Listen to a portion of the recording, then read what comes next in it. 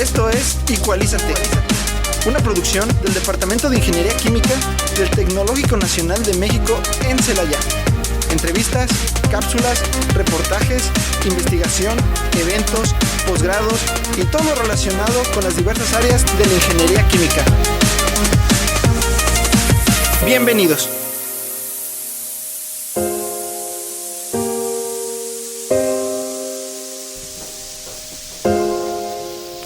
Muy buenas tardes, tengan todos ustedes bienvenidos una vez más a Equalízate. Los saluda Luis Fabián Fuentes. El día de hoy me acompañan aquí en cabina Manuel Quilo. Muy buenas tardes, Manuel. ¿Qué tal, doctor? Muy buenas tardes y muy buenas tardes a todos nuestros oyentes. Esperamos el día de hoy que el programa sea de su agrado. Y nos acompaña hoy también como invitado especial el doctor Jorge Luis Tena García. Hola, ¿cómo están? Bueno. Aquí esperando el tema de hoy. Bueno, el tema de hoy, que estaremos platicando con ustedes un poco más adelante, va a ser sobre algo que está muy de moda en estos días, que es ciencia de datos. Entonces, si a usted le interesan términos como Big Data, el Internet de las Cosas, Machine Learning, Industria 4.0, pues no se despegue de su aparato de radio, de su computadora, porque vamos a estar platicando de esos temas el día de hoy. Y bueno, pues vamos a comenzar con las noticias que tenemos para la comunidad del Instituto Tecnológico de Celaya y del Departamento de Ingeniería Química. Adelante, Manuel. Claro, doctor. Bueno, como primera noticia tenemos que el día de ayer comenzaron las reinscripciones al nuevo ciclo escolar.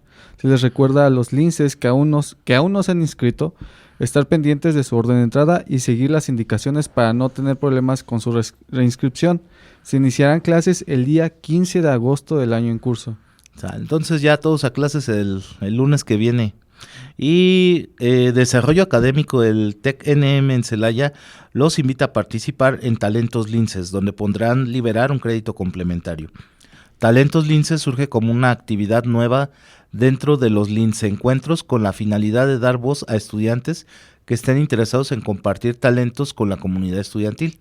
A través de 2 charlas de 1 hora de duración, en cada una en modalidad presencial, dirigida principalmente a estudiantes de nuevo ingreso.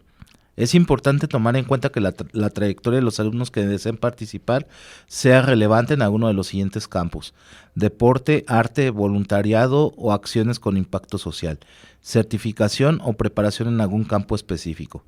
Para consultar la información completa de esta convocatoria, favor de visitar la página de Facebook de Desarrollo Académico TEC-NM Celaya. Suena como a las charlas TED, pero aquí dentro de... Versión Lince, ¿verdad? Versión Lince, sí. Entonces, la siguiente... Sí, claro, doctor. Ahora pasamos con lo que es el área de becas. En esta ocasión tenemos 2 noticias relacionadas a esta, y la primera consiste en Becas Santander Estudios, Servicio Social Comunitario, Herramientas y Conceptos 2022. El programa Becas Santander Estudios, Servicio Social Comunitario, Herramientas y Conceptos para mejorar tu SCC en lo sucesivo del programa es una iniciativa de la Asociación Nacional de Universidades e Instituciones de Educación Superior, AC, ANUES, la Fundación Educación Superior Empresa, FESE, y Grupo Santander, desarrollado con el objetivo de sensibilizar a los estudiantes de educación superior en la relevancia que tiene su participación de servicio social mediante proyectos que buscan solucionar problemas y atender necesidades de diferentes comunidades de México. Los beneficiarios tendrán acceso al curso Enfoque Comunitario, Herramientas para los prestadores de servicio social de educación superior. El curso se encuentra estructurado en 3 módulos. Cuenta con una duración de 8 horas y una certificación con valor curricular emitida por la Fundación Educación Superior Empresa, FESE.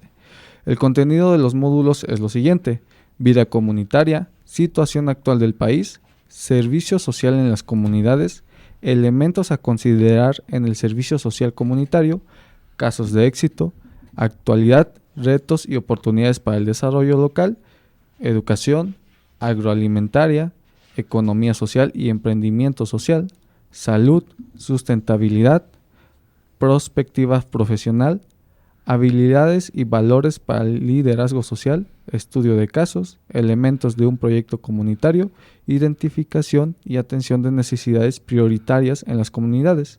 Las inscripciones al programa estarán abiertas del 18 de enero al 18 de diciembre del 2022 a través del sitio www.becasantander.com. En el momento del registro, los interesados deben cumplir con los siguientes requisitos y documentos para realizar su aplicación.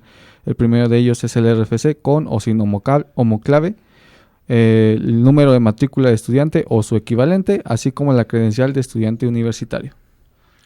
Y bueno, finalmente les hablamos de las Santander Scholarship Skills, que son becas para que se desarrollen algunas habilidades académicas, y estas en particular están orientadas al aprendizaje de Excel. De hecho se llama Excel for All.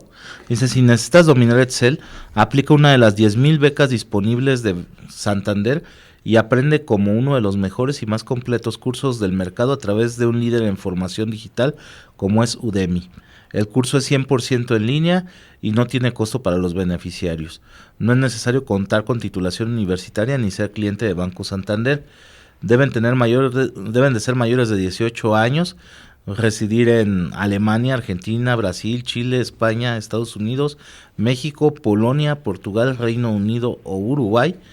Deben de tener nivel de idioma suficiente para realizar el curso en español, inglés o portugués, y cumplir con criterios de elegibilidad y hacer el proceso de selección aleatorio que se realiza ante notario. Las inscripciones están abiertas a partir del 28 de julio y hasta el 5 de octubre de 2022. Y bueno, esas son las noticias que tenemos para ustedes el día de hoy. Y antes de comenzar con nuestro tema del día de hoy, que ya les comentamos que va a ser ciencia de datos, vamos con una canción. Esto es Change de Deftones. Ya estamos de regreso aquí en Igualízate y bueno, vamos a comenzar con el tema de hoy que les habíamos prometido, que es hablar sobre ciencia de datos, y el tema no está fácil, ni es sencillo, ni es breve, así que el programa de hoy solamente va a ser como platicarles de la terminología y algo de la experiencia que hemos tenido trabajando en torno a estos temas. Para comenzar, pues me gustaría a mí que definiéramos lo que es ciencia de datos a partir de nuestras experiencias. Y bueno, Jorge, ¿no podrías comenzar por ahí? Sí, cómo no. Está bien curioso cómo la gente entiende el tema o no lo entiende, ¿no? Porque para nosotros ciencia de datos tiene como un sentido y para la gente, como no lo conoce, parece una caja negra, ¿no? Pero se podría resumir en dos palabras y que a mucha gente le da mucha flojera, digamos, ¿no? Que son estadística y probabilidad. Cuando tú escuchas esas palabras en la escuela, me acuerdo la primera vez que vi esas palabras en una materia, en el bachillerato, no entendía de qué trataba, ¿no? Y como que la persona que te da esa materia generalmente es el maestro más raro, no sé, en mi caso sí fue. No le puse mucha énfasis, mucha atención y pasó desapercibida para mí, ¿no? Y resulta que eso es la ciencia de datos, es saber interpretar la información, ¿no? También cuando yo estudié la prepa, pues, también eran otros tiempos, ¿no? No tenía tanta relevancia aparentemente la información y ahora tenemos tanta información que tenemos que poderla analizar de alguna manera, ¿no? Y quizás el lugar donde más veíamos ese tipo de estadísticas y probabilidad era como cuando eran tiempos de elecciones, por algún motivo, ¿no? Donde se hablaba de preferencias y ese tipo de cosas. O al final del semestre sacar el promedio de tus calificaciones. Ándale. Para ver si pasabas o si no. O si veías el fútbol, ver en qué muchos no saben sacar el promedio, pero saben cómo está el porcentual de los que iban a descender, ¿no? Sí. Y se iban como a 20 años atrás, jugaron un partido entre ellos, ¿no? Y también lo tomaban en cuenta sí. para... Sí, tienes razón. O sea, está implícita en un montón de cosas, ¿no?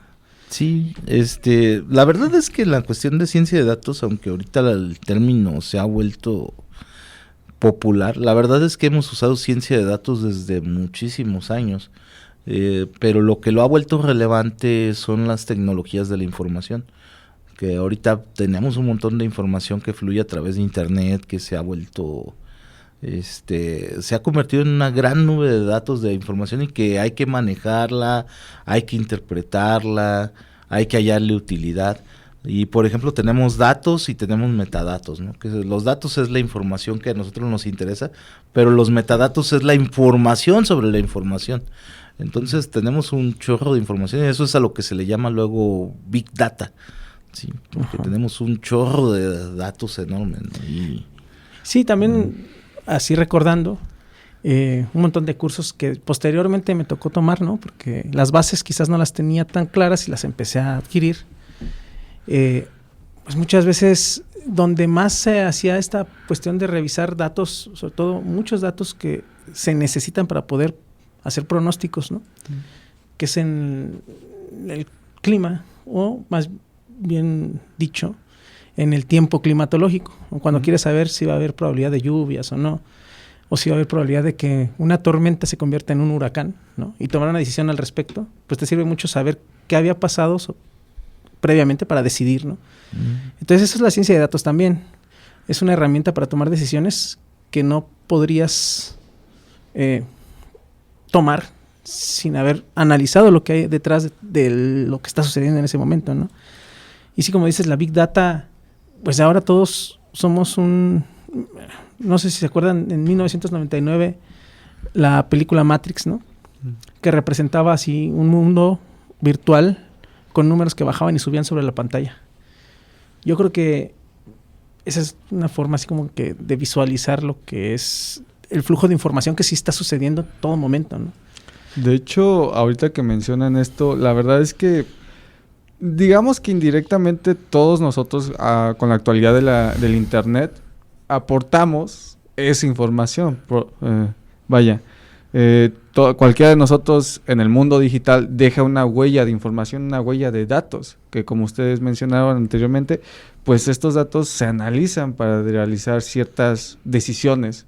Muchos los podemos ver tan solo en Facebook, que Facebook es una red social mundial, que incluso ha estado en algunos escándalos precisamente con el uso de los datos, ¿verdad? Pero es la información que cada usuario le proporciona lo que le lleva a realizar ciertas acciones esta empresa.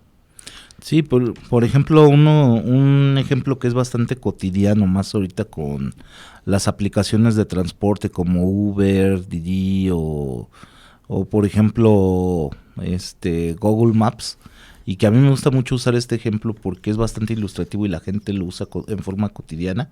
Es que cómo sabe la aplicación, una de estas aplicaciones, cuánto tiempo te lleva un trayecto, ¿no? Y cómo te recomienda la mejor ruta, cómo sabe que hay embotellamientos o que vas a tener zonas donde tu tiempo de tráfico va a ser más lento.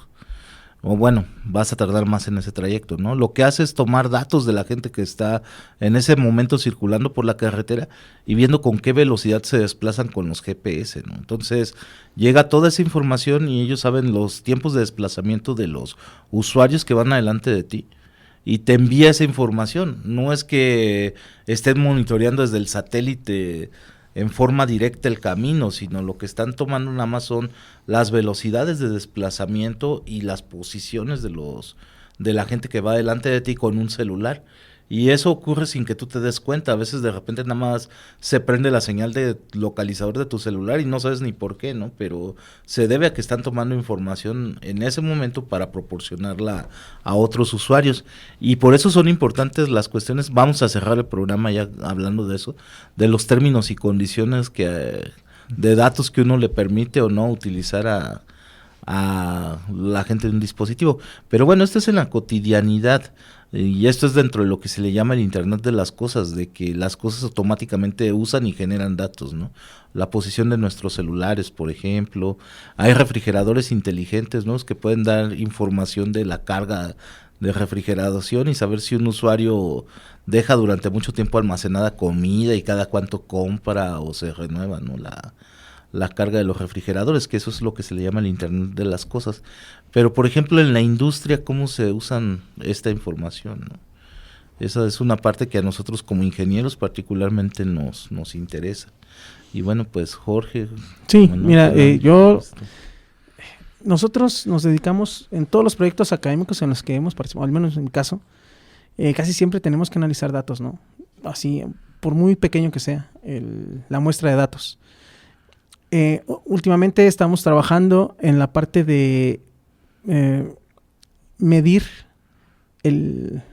y tratar de realizar la operación correcta de un cierto sistema, ¿no? En este caso es un sistema que involucra varias variables de decisión. Entonces necesito saber cómo se comporta el sistema y cómo tiene que ir ajustándose, ¿no? Entonces, el modelado de este sistema se usa datos reales para saber cuándo debe de activarse o desactivarse cierta cosa, ¿no? Cierta parte del sistema y tomar esa decisión.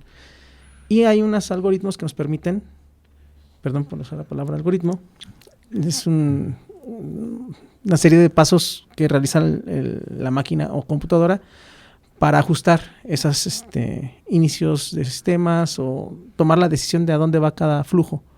En nuestro caso es solamente de energía. Pero la operación de industrias más complejas, o bueno, no sé si más complejas, pero que tienen procesos delicados o no, se ha llevado a un término especial, ¿no? También como de propaganda, que se llama Industria 4.0, que es llevar a cabo un control más específico sobre ciertos sistemas. El problema del control de las industrias es que para poder llevar el control necesita estar midiendo todo lo que sucede en el proceso, pero a veces esas mediciones alteran el proceso. Entonces necesitas hacerlo de una manera que sea fácil de interpretar la información para así tomar la decisión de controlar o ajustar o intervenir en el proceso, ¿no?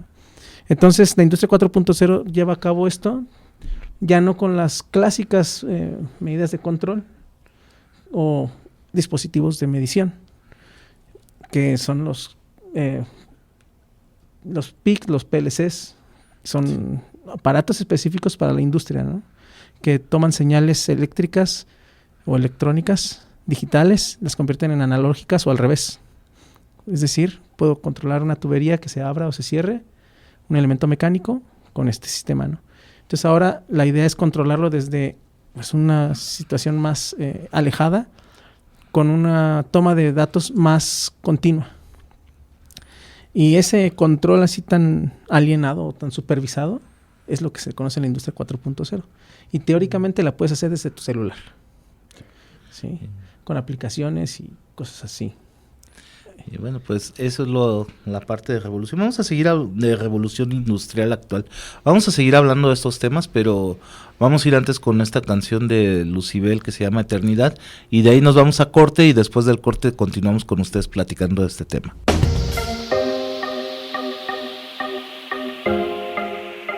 Esto es Ecualízate. Reacciona, balancea tus sentidos. Ya regresamos.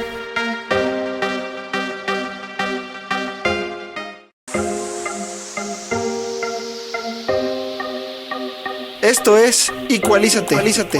Reacciona, balancea tus sentidos. Estamos de regreso.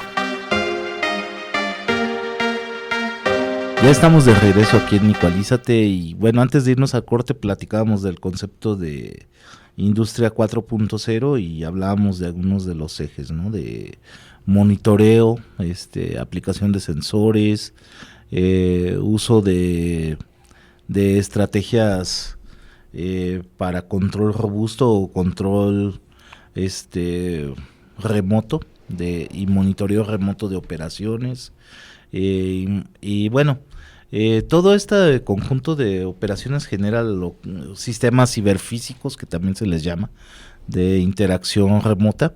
Bueno, todo este tipo de esquemas que forman la industria 4.0 se basan en, vamos a llamarlos otra vez, en algoritmos de algo que se llama aprendizaje automático, o en inglés machine learning, que es simular la forma en que aprendemos nosotros a partir de datos. Es decir, vamos a alimentar a las computadoras con una cantidad de datos más o menos razonable, o puede ser la totalidad de la información que tenemos generada, y que a partir de eso reconozca patrones, y que esos patrones luego la computadora los sigue ejecutando o los corrija según sea el caso para operar un proceso o para ejecutar una acción determinada. Y bueno, creo que en esta área es donde más hemos trabajado tanto Jorge como un servidor. Entonces le cedo a Jorge la palabra para Sí. que nos comente de eso. Gracias. Sí, de hecho, Machine Learning tiene un nombre muy llamativo, ¿no? Pero muchas veces el Machine Learning, dependiendo de las aplicaciones que le demos, son estadística y probabilidad altamente empleadas, ¿no? A detalle. Y en otros casos son literalmente, como dices, reconocimiento de patrones, ¿no? Me recuerdo yo hace unos 8 o 9 años se popularizó mucho que podías hacerte rico en internet porque te ponían a evaluar imágenes, ¿no? Como los CAPTCHAs, que eran imágenes muy difíciles para la computadora de identificar números, letras o imágenes.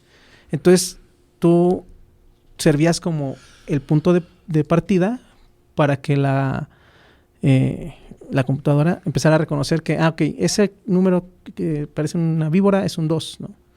Entonces almacenaba la información, las selecciones de miles de usuarios y así se entrenaban esos algoritmos de reconocimiento. Hoy, por ejemplo, yo digo hamburguesa, así enfrente de ustedes, platicando de que me comí una hamburguesa hace una semana y al ratito, en unos 20 minutos, que ya casi es hora de que ya haya comido, Facebook me va a recomendar lugares donde venden ese tipo de productos, ¿no? Y ese reconocimiento de voz, por ejemplo, fue un entrenamiento muy robusto a causa de muchos usuarios que lo permitieron en su celular, ¿no? Por ejemplo. Y estamos en un avance en el que el Machine Learning se basa en información acumulada de usuarios humanos, por ejemplo, en ese tipo de aplicaciones. Nosotros hacemos Machine Learning para reconocer patrones de datos que parecen no tenerlos, ¿no? O parece que los tienen, pero necesitamos identificar aquellos que son más adecuados para, por ejemplo, el control y la operación de sistemas. Entonces, el Machine Learning es eso, usar herramientas estadísticas, probabilísticas y algunas otras que son, estadísticas, pero que es por el usuario, ¿no? Entonces, el algoritmo, otra vez, una palabra recurrente, empieza a, entre comillas, a aprender. Realmente lo que hace es filtrar la información con base en los propios filtros que nosotros damos. Sí. De hecho, ahorita que lo menciona con este caso de identificación de patrones, una de las lecturas porque a mí me llama mucho la atención esta parte de ciencia de datos, y en su momento estudié que en ocasiones uno debe de tener cuidado en cómo identifica ciertos parámetros. En el caso de, por ejemplo, tener un algoritmo y el darle toda la información, va a suceder que el propio algoritmo, la máquina, aprenda como tal sobre esos datos, como que los identifique por completo. ¿A qué hago referencia con esto? Que en lugar de aprender propiamente, de identificar patrones adecuados, está como memorizando la información. Por otro lado, si uno como usuario, que propiamente hay que tener algo en cuenta, no es como que todos estos algoritmos hayan sido generados propiamente por la máquina. Hay algunas, digamos, algunas ramas de ciencia de datos y de aprendizaje automático que sí hacen esto, pero creo que en este momento nos englobamos únicamente en estos algoritmos de aprendizaje automático, vaya. Pero bueno, retomando, lo importante no es tanto que la máquina memorice la información, sino que sepa cómo identificar esta información en distintos escenarios. Es por eso que en ocasiones se le suele dar como que de toda la información que tú tienes, no le des toda, dale solamente una parte para que esa parte aprenda con ella, como que se entrene. De hecho, lo que le llaman la prueba, si no me equivoco. De hecho, Fase de entrenamiento. Sí, entrenamiento. De hecho, hay algoritmos que la requieren y otros que no. Uh-huh. Por ejemplo, las redes neuronales sí son muy susceptibles a la fase de entrenamiento, ¿no? Uh-huh. Pero hay otros que no. Por ejemplo, uno que usamos nosotros comúnmente, el K-means, no requiere un entrenamiento. Ese algoritmo que usamos, K-means o K-means o K-medias, como otros lo llaman, es una especie de centralización de datos, es decir, identifica los datos que tienen mayor peso en un conjunto grande. Entonces, vamos a suponer que estás caracterizando una población. Cuando hablo de población no me refiero a personas humanas o entes vivos, sino es una cierta clase de datos, ¿no? Por ejemplo, la temperatura. Entonces, puede ser que haya una canícula que dura una semana Y son datos de temperaturas muy altas para el ambiente, ¿no?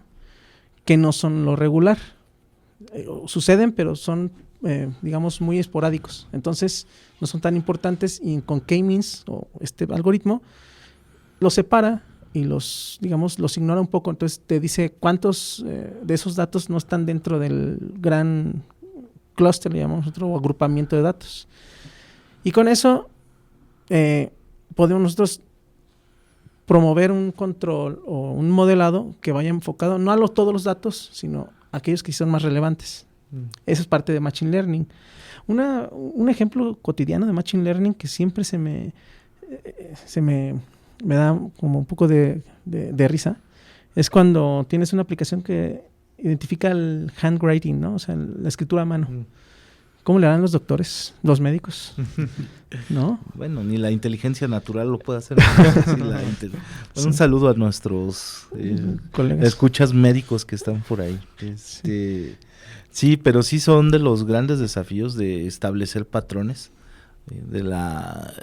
dentro de esto. A mí no me gusta tanto usar la terminología de Machine Learning. A mí me parece un poco más correcto aprendizaje estadístico, porque además si ustedes algún día se meten a leer alguno de la literatura que hay sobre estos temas, pues hay un montonal de algoritmos que se usan, ¿no? No hay uno específico, sino hay un montón, y esto se ve a que se proponen distintos criterios para cómo determinar los perfiles, y todos estos criterios hacen referencia a herramientas estadísticas muy diversas, y que de ahí viene que también se necesita un comienzo, una inteligencia humana o una inteligencia natural para determinar cuál tendría que ser el mejor algoritmo o conjunto de pasos para extraer información de un gran conjunto de datos.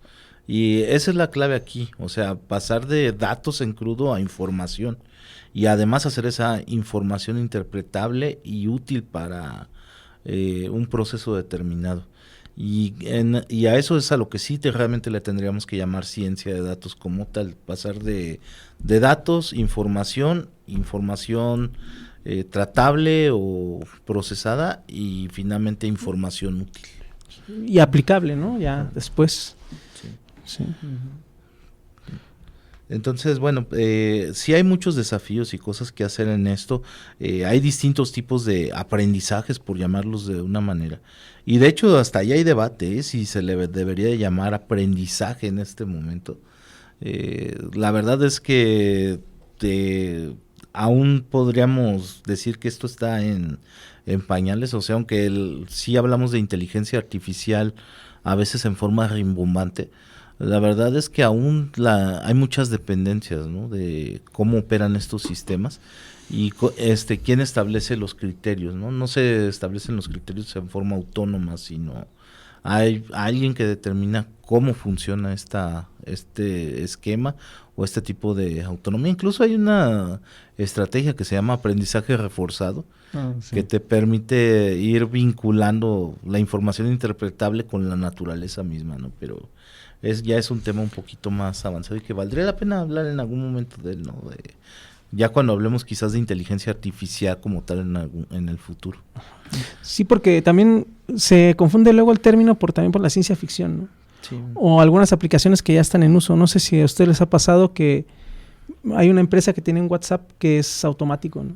Y te va contestando conforme vas preguntando ciertas cosas. Pero llega un momento en que ya no tiene respuestas, porque necesitas ya un asesor humano, finalmente, ¿no? Sí, pero las preguntas fáciles y sencillas, como había comentado aquí Kilo, ya están aprendidas y memorizadas, ¿no? Uh-huh. Ya sabe la respuesta que debe dar a ciertas preguntas, pero no va más allá.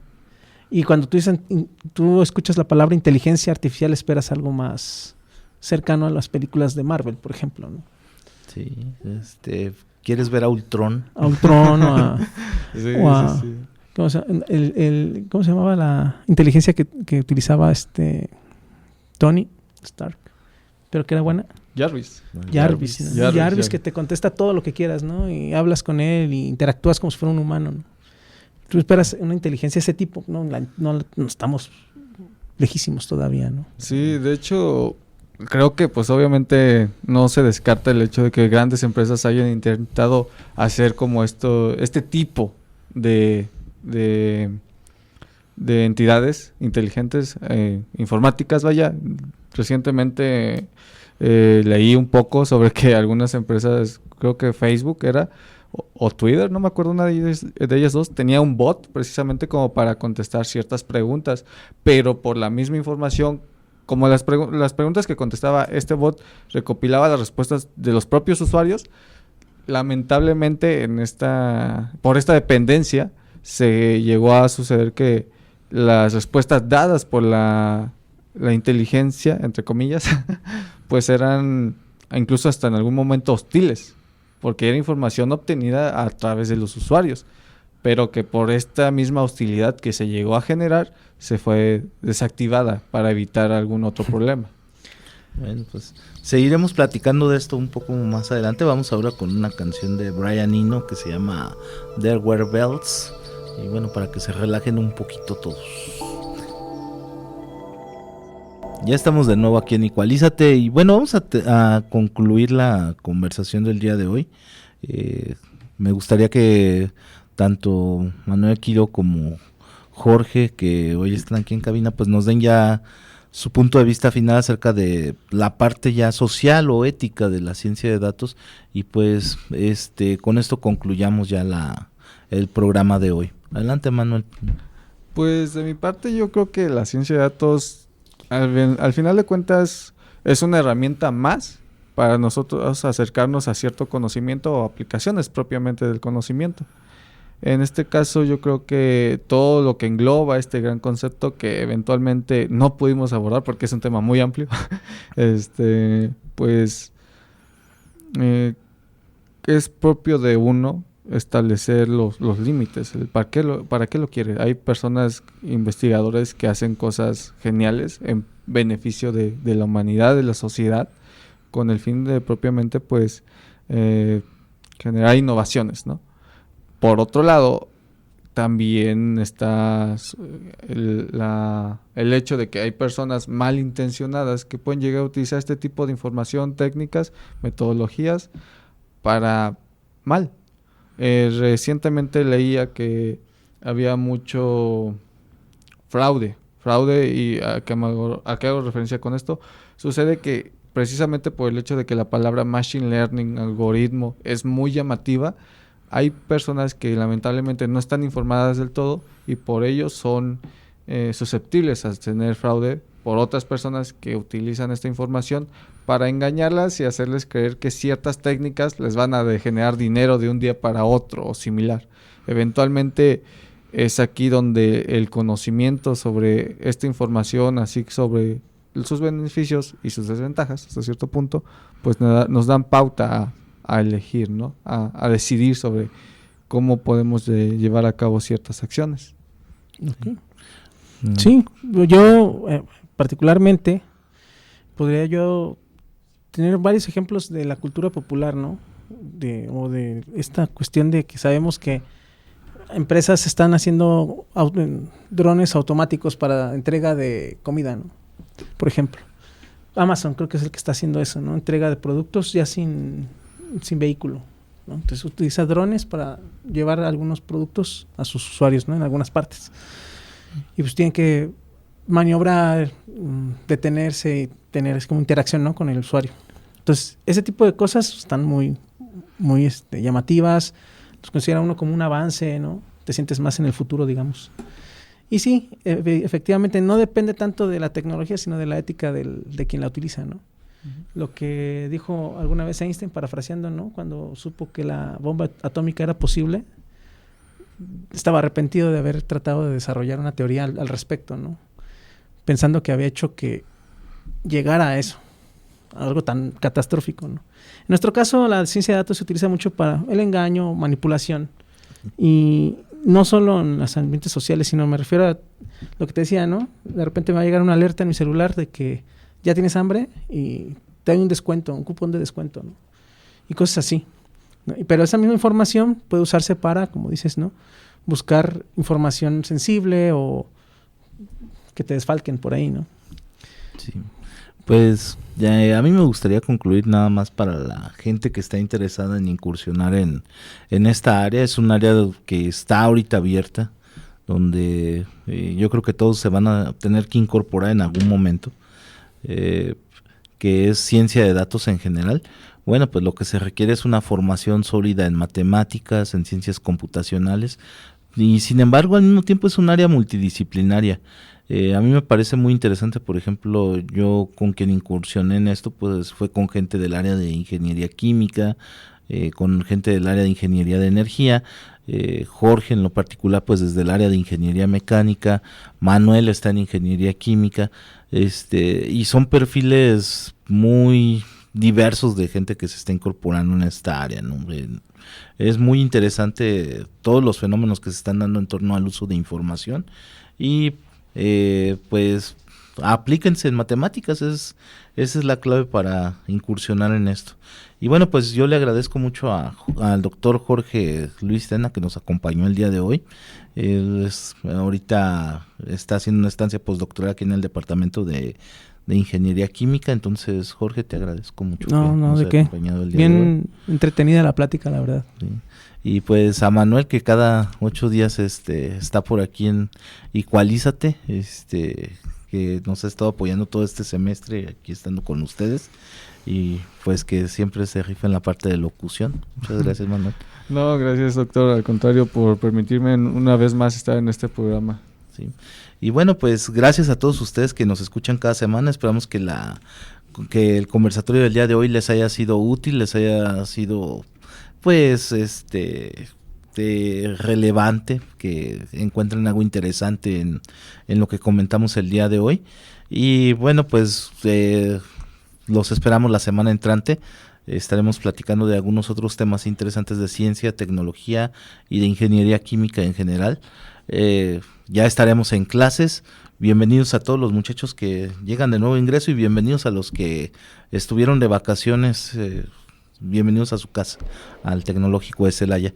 Y bueno, pues mando un saludo para Meli, Luis y Ana, que siempre me escuchan allá en casa. Y bueno, tengan muy buena tarde. Los que no se han vacunado, hay módulos de vacunación en el centro para COVID, entonces acérquense por ahí al módulo. Muchas gracias a todos, y gracias a Fer, que siempre nos ayuda en la operación del programa y que siempre está atento de las necesidades que tenemos aquí en cabina. Muchas gracias, Fer, y muchas gracias a todos por escucharnos. Buena tarde. Esto fue Igualízate. Te esperamos el próximo martes a través de XHITC, Radio Tecnológico de Celaya. Una producción orgullosamente Lince, del Tecnológico Nacional de México en Celaya.